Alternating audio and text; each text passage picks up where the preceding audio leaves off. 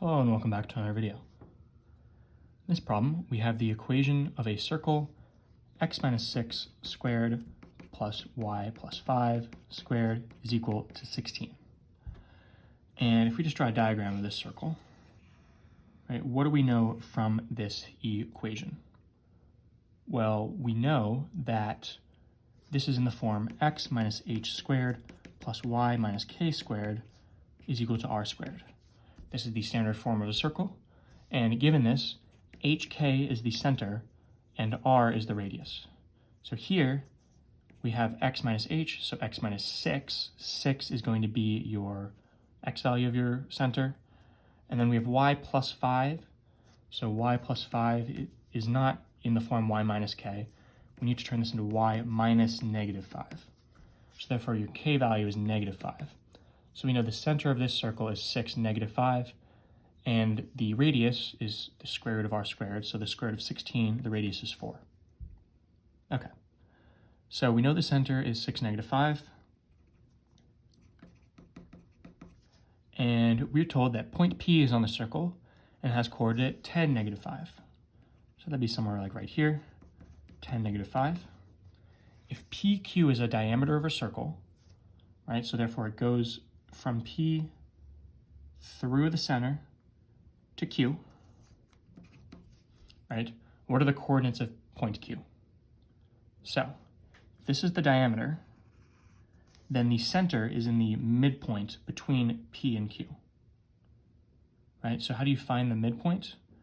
Well, it's the value of the first x value, right? The value of P, right? The x value of P plus the x value of Q over 2.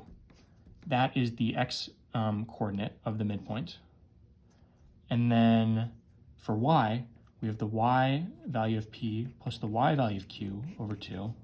That's the y value of the midpoint.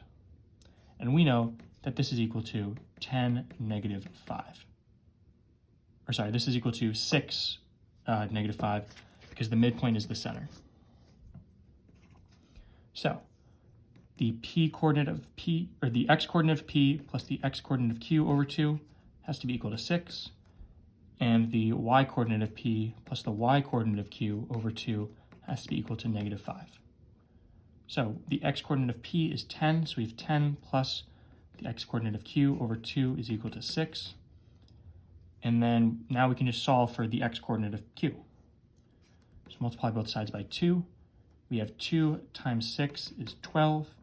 And then on this side, we just have these 2's cancel. So we have 10 plus the x coordinate of Q is 12, minus 10, minus 10.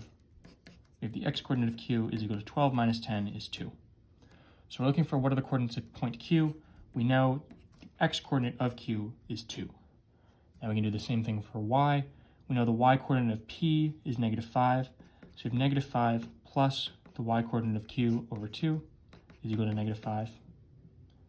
And we can multiply both sides by 2 again, right? On this side, we have negative 5 times 2 is negative 10. And on the other side, the 2's just cancel. And we're left with the numerator, which is negative 5 plus the y coordinate of Q. Now all we have to do is add 5 to both sides to get the y coordinate of Q on its own. The y coordinate of Q is equal to negative 10 plus 5 is negative 5. So the x coordinate is 2, the y coordinate is negative 5. So our point is 2 and negative 5. Which means A is going to be your final answer. As always, thank you for liking and subscribing, and I'll see you in the next video.